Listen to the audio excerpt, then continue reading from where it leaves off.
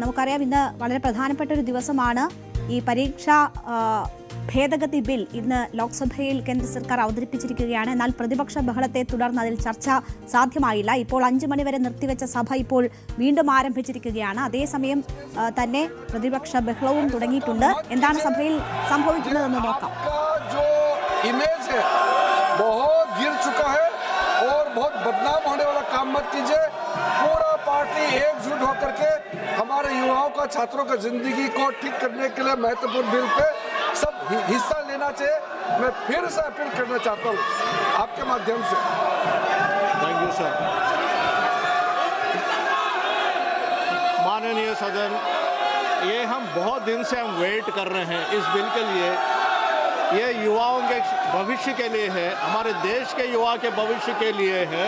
आपने भी पूछा चर्चा के लिए, आपने भी पूछा है। जब सरकार तैयार होकर आए हैं चर्चा करने के लिए, बिल आपको एडवांस में सर्कुलेट भी हुआ, बिल का कॉपी एडवांस में आपको सर्कुलेट भी हुआ। हम जानते हैं आप में से कई ऑनरेबल मेंबर्स प्रिपेयर करके आए हैं, डिस्कस करने के लिए प्रिपेयर करने आए हैं। आप नहीं चाहते हैं, आप इस सब्जेक्ट पे चर्चा नहीं चाहते हैं, आप चर्चा नहीं चाहते, चर्चा करना नहीं चाहते हैं। आप इस देश के युवा के भविष्य के लिए चर्चा नहीं करना चाहते हैं, आप नीट के ऊपर चर्चा नहीं करना चाहते हैं, आप इसी तरह हल्ला करना चाहते हैं। हमारे देश के युवाओं के बारे में आप सोचना नहीं चाहते हैं, उनके बारे में चर्चा नहीं करना चाहते हैं। यदि आपको आज चर्चा नहीं करना चाहते हैं, आज अगर आप चर्चा नहीं करना चाहते हैं हमारे देश के युवा के भविष्य के बारे में, मैं सभा की कार्यवाही कल मंगलवार दिनांक 28 जुलाई 2026 को पुनः 11 बजे तक के लिए स्थगित की जाती है।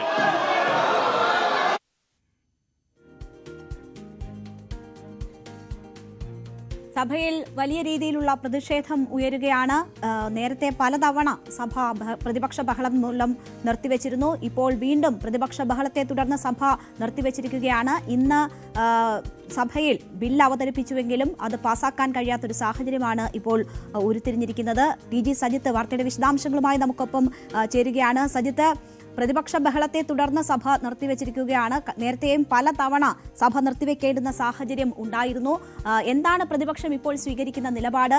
ഇത് ഗില്ലറ്റായി പാസാക്കാനുള്ള നീക്കം കേന്ദ്ര സർക്കാർ നടത്തുന്നു എന്നാണ് കരുതിയിരുന്നത്. എന്നാൽ ഇപ്പോൾ അതിനും മുതിരാതെ സഭ പിരിഞ്ഞിരിക്കുന്നു എന്ന് വിവരം വരുന്നു. സഭ പിരിഞ്ഞിരിക്കുന്നു. നാളെയോ ഇനി സഭ ചേരുകയുള്ളൂ. അതായത് ഇന്ന് സഭ ബില്ല് ചർച്ചകളില്ലാതെ പാസ്സാക്കാനുള്ള സർക്കാരിന്റെ നീക്കം ഇന്ന് ഉണ്ടാവില്ല എന്ന് വ്യക്തമാണ്. സഭ പിരിഞ്ഞിരിക്കുകയാണ്. തുടക്കത്തിൽ 5 മണി വരെ നിർത്തിവെച്ച സഭ 5 മണിക്ക് അല്പസമയം മുമ്പ് ചേർന്നപ്പോൾ തന്നെ പ്രതിപക്ഷം പ്ലക്കാർഡുകളുമായി രംഗത്ത് വരികയായിരുന്നു. പ്രത്യേകിച്ച് അമിത്ഷാ ഈ വിഷയത്തിൽ വ്യക്തത വരുത്തണം, ആഭ്യന്തരമന്ത്രി ചില വ്യക്തതകൾ വരുത്തണം എന്നതായിരുന്നു പ്രതിപക്ഷത്തിൻ്റെ ആവശ്യം.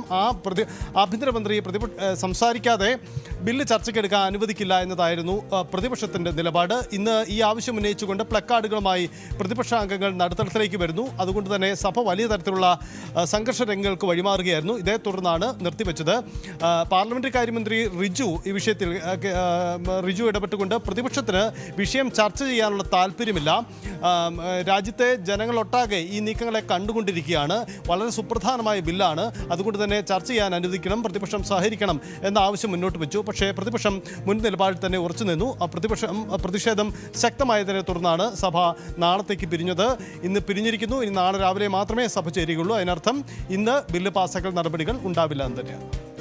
തീർച്ചയായും സജിത്ത്, ഈ കാര്യത്തിൽ കേന്ദ്ര സർക്കാർ ധർമ്മേന്ദ്ര പ്രധാന്റെ രാജിയോടുകൂടി കാര്യങ്ങളെല്ലാം അവസാനിക്കും എന്ന് പ്രതീക്ഷിച്ചതാണ്. അവിടെ നിന്നാണ് പ്രതിപക്ഷം വീണ്ടും ഈ കാര്യത്തിൽ പ്രതിഷേധമുയർത്തുന്നത്. അത് അമിത്ഷാ ചില ചോദ്യങ്ങൾക്ക് മറുപടി നൽകണം എന്ന് പറഞ്ഞുകൊണ്ടുള്ളതാണ്. ഇതേ വിഷയത്തിൽ ഇന്ന് സുപ്രീം കോടതിയിൽ ചില പരാമർശങ്ങളും ഉണ്ടായിരുന്നു. സുപ്രീം കോടതി ഈ പ്രതിഷേധങ്ങളെ അടിച്ചമർത്തുന്ന രീതിക്കെതിരെ ശക്തമായ പ്രതികരണം നടത്തിയിരുന്ന ദിവസം കൂടിയാണ്. അത് പ്രതിപക്ഷത്തിന് കുറച്ച് ഊർജ്ജം നൽകുന്നുണ്ടോ അവർ ഈ ആവശ്യം ആവർത്തിച്ചുന്നയിക്കാൻ? അതെ, പ്രതിപക്ഷത്തിന് ഇത് വലിയ ആയുധമാണ് എന്ന് മാത്രമല്ല രാജിയോടുകൂടി മാത്രം ഈ പ്രശ്നങ്ങൾ തീരുന്നതില്ല എന്നതാണ് പ്രതിപക്ഷത്തിൻ്റെ ആവശ്യം. പ്രധാനമായും രാഹുൽ ഗാന്ധി പ്രതിപക്ഷ നേതാവ് മുന്നോട്ട് വെച്ച 3 പ്രധാനപ്പെട്ട ആവശ്യങ്ങളുണ്ടായിരുന്നു. അതിലൊന്ന് മാത്രമാണ് ധർമ്മേന്ദ്ര പ്രധാന്റെ രാജി. മറ്റ് 2 ആവശ്യങ്ങളിലൊന്ന് സമരം ചെയ്ത വിദ്യാർത്ഥികൾക്കെതിരായുള്ള CJP പ്രവർത്തകർക്കെതിരായ എല്ലാ കേസുകളും പിൻവലിക്കണം എന്ന ആവശ്യമാണ്. മറ്റൊന്ന്, ഇതിൽ പ്രധാനമന്ത്രി മാപ്പ് പറയണമെന്ന ആവശ്യമാണ്. ഈ ആവശ്യങ്ങളിലേക്ക് രണ്ടിലേക്കും ഇതുവരെ സർക്കാർ എത്തിയിട്ടില്ല എന്നതാണ് സാഹചര്യം. ഈ ഘട്ടത്തിൽ കൂടിയാണ് പ്രതിപക്ഷത്തിന്റെ നീക്കം. മാത്രമല്ല, ഈ കുട്ടികൾക്കെതിരായ കേസ് പിൻവലിക്കുന്ന വിഷയത്തിലടക്കം ആഭ്യന്തരമന്ത്രിയുടെ പ്രസ്താവനയും നിലപാടുമാണ് പ്രതിപക്ഷം ആരായുന്നത്. സഭയിൽ ആ പ്രസ്താവന ഉണ്ടാവണം എന്നതാണ് അവരുടെ ആവശ്യം. പക്ഷേ അതുണ്ടായിട്ടില്ല എന്നതാണ് നിലവിലെ സാഹചര്യം. അതുകൊണ്ട് കൂടിയാണ് പ്രതിപക്ഷം കടുത്ത നീക്കത്തിലേക്ക് പോകുന്നത്. നാളെ രാവിലെ സഭ ചേരുമ്പോഴും ഇതേ കാഴ്ചകൾ തന്നെ ഉണ്ടാവാനാണ് സാധ്യത. പ്രതിപക്ഷം ശക്തമായ പ്രതിഷേധം ഉയർത്തും. ഇതോടുകൂടി ചർച്ചകളില്ലാതെ ഒരു പക്ഷേ ഇത് ബില്ല് പാസ്സാക്കാനുള്ള നീക്കത്തിലേക്ക് തന്നെയായിരിക്കും സർക്കാർ കടക്കാൻ പോവുക എന്നാണ് മനസ്സിലാക്കുന്നത്. വേണ്ടി വന്നാൽ ചർച്ചയാവാം, അതിനുള്ള തയ്യാറെടുപ്പുകൾ തങ്ങൾ സജ്ജമാക്കി കഴിഞ്ഞു എന്നതായിരുന്നു സർക്കാരിൻ്റെ നിലപാട്.